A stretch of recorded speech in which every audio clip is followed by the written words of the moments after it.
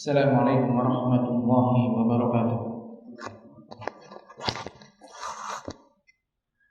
Innal hamdalillah nahmaduhu wa nasta'inuhu wa nastaghfiruh wa natubu ilayhi wa nastahdiih wa na'udzu billahi min shururi anfusina wa sayyiati a'malina may yahdihillahu fala mudilla lahu wa may yudlil fala hadiya lahu. Asyhadu an la ilaha illallah wahdahu la syarika lahu wa asyhadu anna Muhammadan abduhu wa rasuluh sallallahu alaihi wa ala alihi wa ashabihi ajma'in, amma ba'd. Jemaah sekalian yang dirahmati Allah Subhanahu wa taala, alhamdulillah, insyaallah kita akan melanjutkan kembali membaca dan kitab tentang muddah, yakni bil aqidah al-islamiyah. Pada pembahasan yang sebelumnya, jadi kita kemarin bahas masalah agama Islam, adil Islam. Dan pembahasan terakhir adalah terkait dengan masalah menerangkan bahwa agama Islam ini terdiri dari akidah dan juga syariat. Dan akidah yang sempurna, demikian juga syariat-syariatnya. Maka yang pertama, Islam memerintahkan untuk mentauhidkan Allah Ta'ala dan melarang berbuat syirik. Dan ini banyak sekali difirmankan oleh Allah Subhanahu wa taala. Di antaranya di dalam surah An-Nisa ayat 36, Allah Ta'ala berfirman, wa'budullaha wa la tusyriku bihi syai'an wa bil walidaini ihsana wa bidil qurba wal yatama wal masakin wal jari dil qurba wal jari junubi was sahibil bil jam wa ibnis sabil wa ma malakat aymanukum innallaha la yuhibbu man kana mukhtalan fakhura. Allah Subhanahu wa taala di dalam ayat ini, satu ayat surat An-Nisa ayat 36, ini memerintahkan banyak hal. Yani intinya berbuat baik kepada Allah dan juga sesama makhluk. Diawali dengan perintah wa'budullaha wa la tusyriku bihi syai'an, dan sembahlah Allah, beribadalah kamu sekalian kepada Allah, dan janganlah kamu mempersekutukannya dengan suatu apapun. Janganlah kamu berbuat syirik sedikit pun kepadanya. Dan berbuat baiklah kepada kedua orang tua, demikian juga kepada karib kerabat, anak-anak yatim, orang-orang miskin, demikian juga kepada tetangga dekat dan tetangga jauh, teman sejawat, ibnu sabil, dan hamba sahaya yang kamu miliki. Sungguh Allah tidak menyukai orang yang sombong dan membanggakan diri. Ini banyak sekali yang diperintahkan oleh Allah dan diawali dengan perintah untuk beribadah hanya kepada Allah, dan juga larangan untuk berbuat syirik.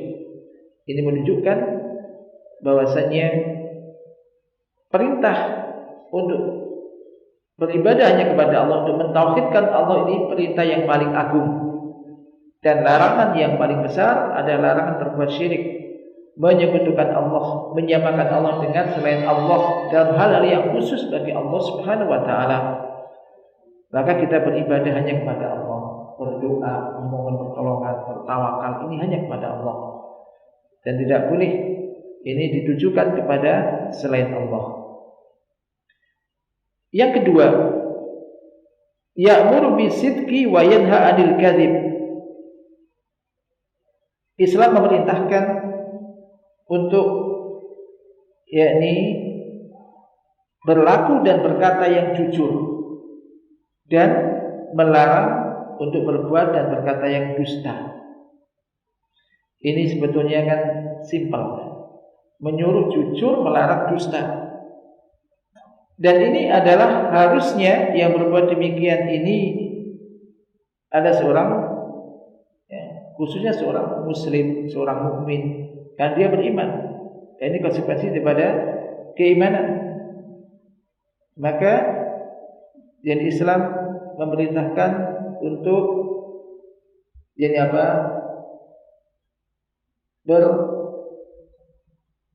Berkata yang jujur dan melarang berdusta. Banyak sekali ayat dan juga hadis tentang ini. Di antaranya di dalam firman Allah Ta'ala surat yakni Al-Ahzab, yakni ayat 35. Qala Ta'ala innal muslimina wal muslimat wal mu'minina wal mu'minat wal qanitina wal qanitat was shadiqina was-shadiqat was-sabirina was-sabirat wal khashiina wal khashiat wal mutasaddiqina wal mutasaddiqat was-shaimina was-shaimat wal hafizina furujahum wal hafizat wadzakirina Allaha katsiran wadzakirat a'adda Allahu lahum maghfiratan wa ajran 'azima. Sesungguhnya orang-orang muslim baik laki-laki maupun perempuan, orang-orang mukmin baik laki-laki maupun perempuan, dan juga orang-orang yang qanitat, orang-orang yang yakni melakukan ketaatan baik laki-laki maupun perempuan. Demikian juga as-shadiqina was-shadiqat, orang-orang yang benar, orang yang berlaku benar, berlaku yang jujur, baik laki-laki maupun perempuan. Ini yang menjadi pendalilan di sini. Demikian juga orang-orang yang laki-laki dan perempuan yang sabar, laki-laki dan perempuan yang khusyuk, laki-laki dan perempuan yang bersedekah, laki-laki dan perempuan yang berpuasa, laki-laki dan perempuan yang memelihara kehormatannya, yang menjaga kemaluannya, tidak berbuat zina. Demikian juga laki-laki dan perempuan yang banyak menyebut nama Allah, maka Allah telah menyediakan untuk mereka maghfirah. Allah sediakan untuk mereka ini ampunan dan ajran azima, dan pahala yang besar. Jadi ini motivasi dan perintah. Untuk diantaranya tadi adalah ada as-shadiqina was-shadiqat, orang-orang yang berkata jujur, laki-laki maupun perempuan. Termasuk tadi kita sebutkan tadi macam-macam disebutkan oleh Allah Ta'ala. Ini akan diberikan, disediakan oleh Allah untuk mereka ampunan dan pahala yang besar. Maka barang siapa yang ingin mendapatkan ampunan dan pahala yang besar, maka berupayalah untuk memiliki sifat-sifat tersebut untuk menjadi salah satu dari orang-orang yang disebutkan di dalam ayat ini. Atau kalau bisa semuanya, maka tentu lebih baik. Semakin banyak yakni amal kebaikan, tentu semakin bagus. Jadi orang yang muslim, mukmin, orang yang taat, jujur, sabar, khusyuk, bersedekah, puasa, menjaga kehormatannya, selalu mengingat Allah, ini akan disiapkan oleh Allah maghfirah dan juga ampunan yang besar. Demikian juga di dalam hadis Rasulullah sallallahu alaihi wasallam bersabda, "Alaikum bisidqi, alaikum bisidqi." Hendaklah kalian ini berlaku yang jujur. Alaikum bisidqi, hendaklah kalian berlaku jujur. Fa inna sidqa yahdi ilal bir wal birru yahdi ilal jannah. Karena sungguhnya kejujuran akan mengiring seseorang kepada kebajikan, dan kebajikan ini akan mengiring seseorang kepada surga. Kata-kata jujur ini sebetulnya kan ya singkat, tapi benar, jujur ini mengiring orang untuk berbuat baik. Maka jadi karyawan yang jujur. Jadi saya karyawan tapi saya seorang muslim. Islam memerintahkan aku untuk berlaku dan berkata yang jujur. Jujur ya, dalam ucapan, dalam perbuatan. Misalkan orang membuat laporan, kan bisa aja laporan itu artinya korupsi dan semisal. Kenapa? Enggak jujur, dimanipulasi. Markup laporan disangka. Misalkan banyak hal semacam itu. Ya, akan terjadi misalkan pernah dulu Ustaz kalau nanti sampaikan tentang masalah macam tadi. Misalkan ada orang ada job membuat apa, proyek apa. Kemudian sebetulnya habisnya cuma sekian, ditulis sekian misalkan. Dan juga kita punya ada teman misalkan orang dicontohkan hal semacam yang biasa. Misalkan orang mobil perusahaan atau apa, kemudian ke bengkel. Tulis di kwitansi kosong, misalkan 1 juta, tulis 1,5 juta, padahal cuma 1 juta bayarnya. Suruh tulis sekian. Jadi dia ngerti, dia nggak mau. Artinya semacam ini, jujur ini penting, nggak boleh dusta. Jujur akan menggiring seseorang kepada albir, kebajikan, dan kebajikan akan menggiring seseorang kepada surga. Iyyakum wal kadhiba, jauhilah oleh kamu dusta. Fa inna al-kadhib yahdi ilal fujur, karena kedustaan akan menggiring seseorang kepada kefajiran. Ingat, kalau orang itu sudah biasa dusta, maka dia akan mudah melakukan dosa-dosa yang lainnya. Jadi gampang aja dia memalsukan laporan, tanda tangan dan semisal. Yang sebenarnya kuncinya ini semua adalah karena lemahnya iman. Kalau orang itu imannya kuat nggak berani. Nggak apa-apa, atasan kan nggak tahu. Tapi ingat, zat yang di atas Allah Subhanahu Wa Taala mengetahui itu. Maka orang beriman, orang yang nggak biasa begitu nggak bisa. Disuruh memalsukan data nggak bisa, nggak berani. Gitu. Maka ini seorang Muslim. Islam memerintahkan kita untuk jujur dan melarang untuk berbuat dusta. Dan kedustaan menggiring kepada kefajiran. Fajir ini perlakuan pelanggaran. Dan kefajiran akan menggiring seseorang kepada neraka. Maka ini sesuatu yang penting, sesuatu yang perlu diperhatikan oleh kita semuanya, karena ini adalah perintah agama kita.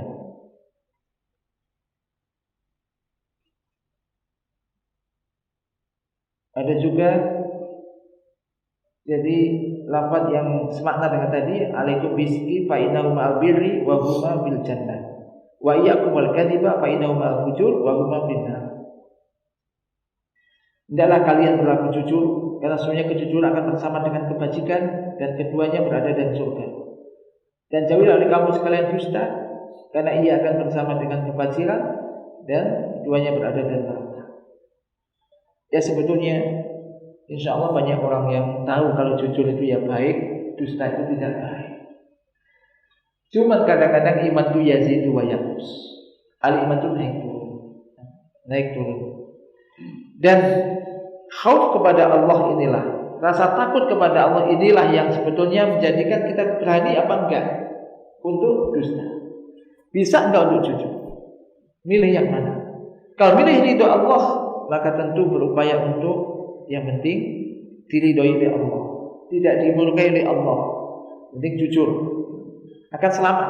Jujur akan membawa keselamatan. Walaupun mungkin kalau jujur mendapat ya sebetulnya ya banyak, tapi mungkin kurang banyak.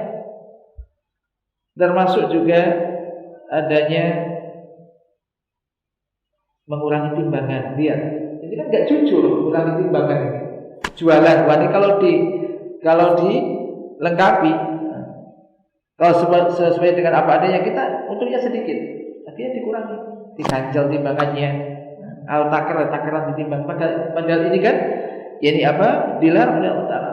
Wailul lil mutaffifin alladzina idza qalu 'ala nasi yastawfun wa idza qalu wa wazanuhum yuksirun.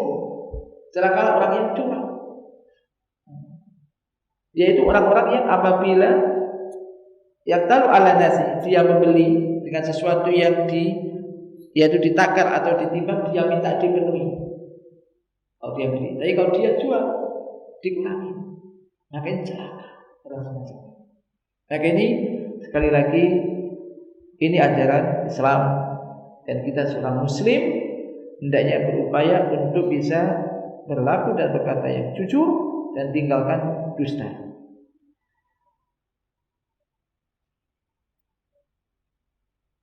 Demikian juga termasuk di antara dari larangan dusta yang disabda Rasulullah, ayat munafik salas. Tanda-tanda orang munafik ada 3. Orang munafik ini orang yang zahirnya Islam tapi batinnya kufur. Dan orang munafik dalam neraka.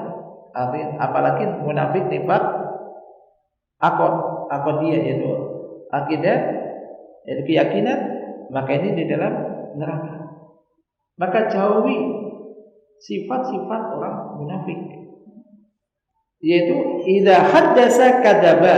Yang pertama, kalau ngomong dusta. Kalau ngomong bohong. Wa idza wa'ada akhlafa.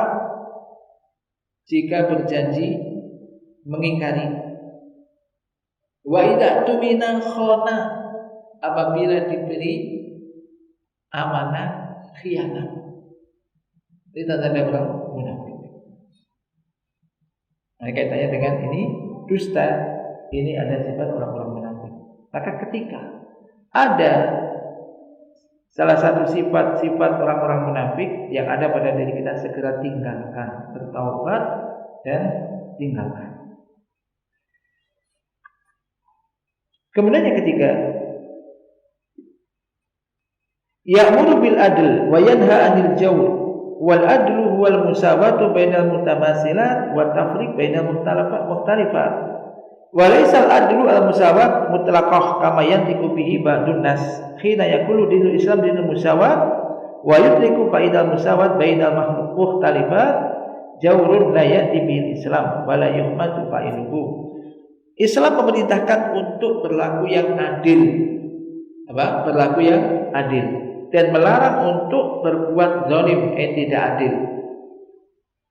Dan adil adalah menyamakan sesuatu yang sama, membedakan sesuatu yang berbeda, menempatkan sesuatu pada tempatnya. Ini adil. Adil itu bukan berarti disamaratakan semuanya. Kalau hanya orang ini haknya banyak, ya jadi banyak. Hanya orang sedikit-sedikit, bukan disamaratakan. Ini. Jadi kalau menyamakan sesuatu yang sama dan membedakan sesuatu yang berbeda. Ini. Jadi bukan disamaratakan sebagaimana anggapan bagian manusia. Sesungguhnya menyamakan antara sesuatu yang berbeda adalah tindakan zalim, tindakan yang tidak adil. Dan ini bukan ajaran Islam. Islam tidak mengajarkan semacam ini. Dan pelakunya pun tidak dipuji. Kemudian yang berikutnya, yang keempat, ya'muru bil amanah wa yanha 'anil khiyanah. Semacam tadi kita sebutkan dalilnya, Islam memerintahkan untuk amanah wa yanha 'anil khiyanah, dan melarang untuk khianat. Kita diperintahkan untuk jadi menunaikan amanah. Tugas ini amanah. Termasuk titipan juga amanah. Kita kerja ini juga amanah. Dan amanah secara umum antara seorang hamba dengan Allah, ini ada amanah. Kita semua diperintahkan untuk beribadah kepada Allah. Jadi hidup itu tujuan utama untuk beribadah kepada Allah, masuk amanah. Termasuk juga amanah antara kita dengan sesama makhluk, antara karyawan dengan perusahaan atau kantornya, antara seseorang A dengan B. Di dalam amanah ada amanah yang harus dijaga, maka jaga amanah.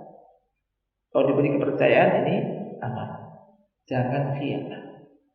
Dan sifat orang-orang munafik, idza tumina khana, apabila ia diberi amanah, yaitu khianat.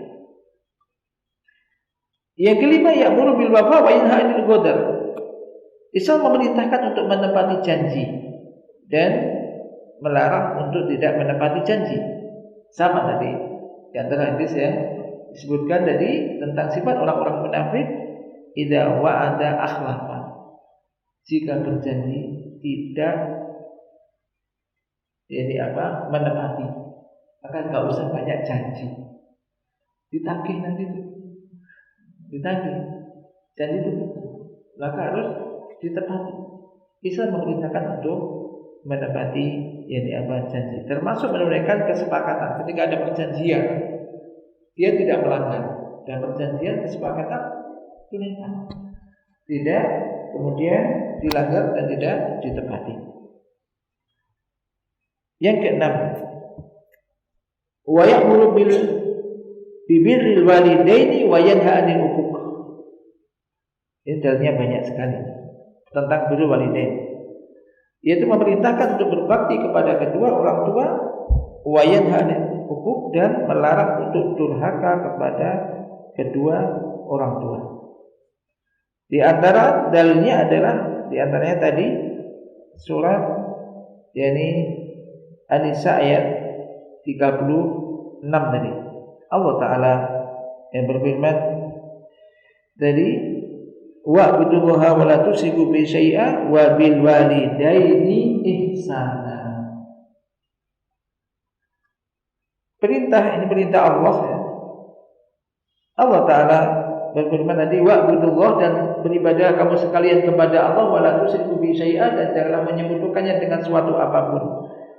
Setelah itu Allah berfirman memerintahkan wa bil walidaini ihsana, ahsin ihsanan, berbaktilah kepada kedua orang tua.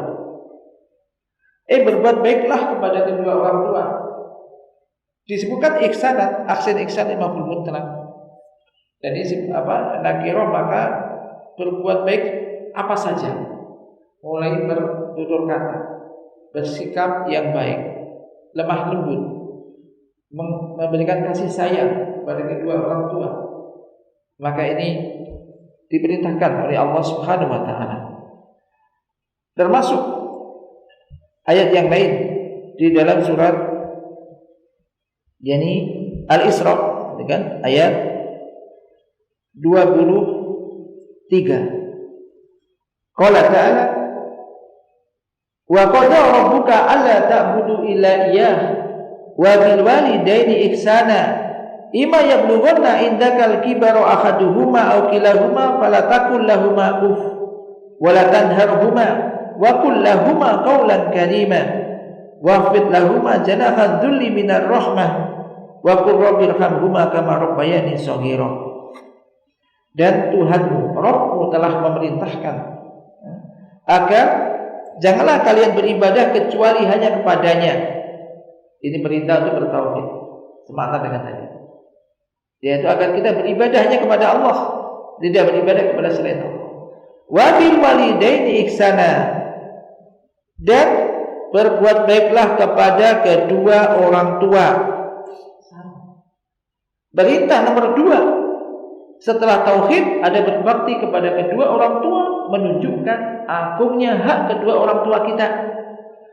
Jangan memandang orang tua kita kayak apa. Apakah pejabat atau bukan, kaya atau miskin. Ketika ibu yang melahirkan, seorang wanita yang melahirkan kita, berarti ibu kita, maka itu orang tua kita, termasuk bapak kita. Maka ini perintah untuk berbakti kepada kedua orang tua, ini perintah dari Allah Ta'ala. Yang perintahkan Allah, bukan ustaz, tapi Allah Ta'ala langsung memerintahkan, yang menciptakan kita. Kemudian Allah mengatakan, menyebutkan imma yablughanna indakal kibar, disebutkan saking agungnya hak kedua orang tua. Allah berfirman, jika salah seorang di antara keduanya atau kedua-duanya sampai berusia lanjut dalam pemeliharaanmu, ikut kamu, mereka sudah tua, maka jangan sekali-kali engkau mengatakan kepadanya kata-kata itu tak boleh. Ini. Dan janganlah engkau membentak keduanya, dan ucapkanlah kepada keduanya perkataan yang baik, apalagi mukul. Menggunakan kata-kata saja tidak boleh. Dan rendahkanlah dirimu terhadap keduanya dengan penuh kasih sayang dan ucapkanlah, berdoalah, yakni wahai Rabbku, sayangilah keduanya sebagaimana mereka berdua telah mendidik aku pada waktu kecil. Maka berbakti kepada kedua orang tua termasuk di antaranya bentuknya senantiasa mendoakan, berupaya untuk menjadi anak yang soleh.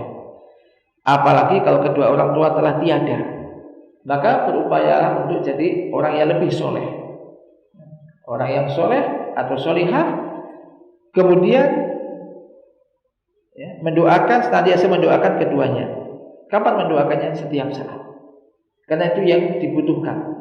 Ingat, dalam sebuah hadis Rasulullah sallallahu alaihi wasallam sabda, "Idza mata ibnu Adam in qata amalu illa min salas, sadaqatin jariyah, au ilmin yuntafa'u bihi, au waladin sholihin yad'u lahu." Apabila anak manusia telah meninggal, terputuslah amalnya kecuali 3 perkara, yaitu sedekah jariyah. Sedekah yang terus-menerus mengalir pahalanya, bangun masjid, bangun madrasah. Kemudian atau ilmu yang bermanfaat, atau anak soleh yang senantiasa mendoakan. Lihat, anak soleh yang senantiasa mendoakan pada orang tua, mendoakannya. Tentu ini juga harapan kita. Kita dianjurkan pertanyaan. Jadi anak-anak soleh dan solehah, tujuannya apa? Ya, kalau kita sudah meninggal, mereka bisa mendoakan. Seorang tua, orang tua mungkin jarang yang membutuhkan harta, dikasih uangnya. Doanya kan doa anak soleh. Sebagaimana kita menginginkan punya anak-anak yang soleh dan solihah yang mendoakan kita, maka demikian juga orang tua kita. Tentu juga mengharapkan kita sebagai anak yang soleh bagi orang tua, senantiasa mendoakan, taat kepada Allah, taat kepada Rasulnya, mendoakan, berbakti kepada kedua orang tuanya, senantiasa mendoakan orang tuanya. Ini jadi tidak, jangan sampai mengesampingkan orang tua atau meremehkan orang tua. Disebutkan di antara bentuk durhaka itu ya, kalau orang itu sampai menjadikan orang tuanya menangis karena tersiksa oleh perbuatannya atau ucapannya. Ini termasuk durhaka. Jangankan karena dunia. Ada di zaman Nabi, ada seorang izin kepada Nabi, minta izin untuk jihad atau hijrah bersama Nabi. Kemudian ditanya, apakah kamu masih punya kedua orang tua? Masih. Udah, jihadmu adalah dengan berbakti kepada kedua orang tua. Ada juga orang yang lain ditanya, jika ya mau ikut izin jihad atau juga hijrah bersama Nabi, bagaimana kamu tinggalkan kedua orang tuamu? Dia menangis ya. Udah, kamu pulang, jadikan kedua orang tuamu tertawa atau tersenyum, karena kamu telah menjadikan dia menangis. Sampai segitu. Termasuk kita senantiasa minta izin kepada orang tua. Hatta dalam urusan-urusan dunia pun, apapun yang diperintahkan orang tua, taati. Selama tidak mengandung maksiat kepada Allah, kita wajib untuk mentaati. Walaupun hanya urusan dunia. Walaupun kita sudah berkeluarga, sudah punya anak cucu, punya istri, punya anak, tetap orang tua kita para laki-laki tetap berkewajiban untuk berbakti kepadanya. Adapun kalau wanita sudah menikah, maka orang yang harus ditaati dan didengarkan suaminya. Tapi kalau laki-laki, maka tetap orang tuanya jadi yang harus diperhatikan. Ya, perhatikan terakhir, yakni hadis dari Ibnu Mas'ud radhiyallahu anhu, pernah beliau bertanya kepada Rasulullah sallallahu alaihi wasallam, "Ya Rasulullah, ayyul amali ahabbu ila Allah?" Ya Rasulullah, amalan apa sih yang paling dicintai oleh Allah? Qala as-salatu ala waqtiha. Beliau bersabda, salat pada waktunya, atau as-salatu fi waqtiha. Salat pada waktunya. Summa ayyun, kemudian apalagi? Birrul walidain, berbakti kepada kedua orang tua. Summa ayyun, kemudian apalagi? Jihad fisabilillah. Jihad fisabilillah. Maka ini berbakti pada orang tua didulukan daripada jihad fisabilillah. Ini agungnya yang berbakti kepada kedua orang tua. Di hadis yang lain juga dia bersabda, ridho Rabbi bi ridho walid, wa sutu Rabbi bi suti walid. Ridhoan Allah, Rabb itu tergantung kepada keridhaan orang tua, dan kemurkaan Allah tergantung pada kemurkaan orang tua. Artinya jangan sampai kita menjadikan orang tua murka atau dimarahi oleh orang tua. Karena nanti ketika orang tua marah, murka, Allah pun akan murka. Maka apa kewajiban kita? Berbakti, mencari ridhonya, menyenangkannya. Pokoknya selama tidak mengandung maksiat. Karena kalau mengandung maksiat, perintah orang tua mengandung maksiat kepada Allah, tidak boleh kita taati. La ta'ata li makhluqin fi maksiatil khaliq. Tidak ada ketaatan bagi makhluk dalam hal yang mengandung kemaksiatan kepada sang khaliq, kepada Allah Ta'ala. Maka selama tidak mengandung maksiat, kita taati. Terlebih ketika sudah tua. Maka ini kesempatan, ketika mereka masih hidup, kesempatan yang mudah untuk masuk ke dalam surga. Jadi pintu surga yang paling mudah, ya, paling tengah, yaitu berbakti pada kedua orang tua. Maka barang siapa yang kedua orang tua masih ada, sering-seringlah, walaupun jauh ya, seringlah, mungkin video call sekarang juga mudah, sering menghubunginya. Maka bagaimana menanyakan keadaannya. Dan kalau lebih baik lagi ketika bisa mengasuh kedua orang tuanya. Jangan sampai punya orang tua dititipkan kepada panti jompo. Kayak ini durhaka. Kesempatan ini untuk mengasuhnya. Mudah-mudahan Allah Subhanahu wa taala menolong kita semuanya untuk bisa melaksanakan apa yang diperintahkan oleh Islam, perintahkan oleh Allah dan Rasulnya, dan menjauhi semua apa yang dilarang oleh Allah dan juga Rasulnya. Allah manfa'na bima 'allamtana wa 'allimna ma yanfa'una wa zidna ilma. Wa sallallahu ala nabiyyina Muhammad, subhanakallahumma wa bihamdika, asyhadu an la ilaha illa anta, astaghfiruka wa atubu ilaik. Assalamualaikum warahmatullahi wabarakatuh.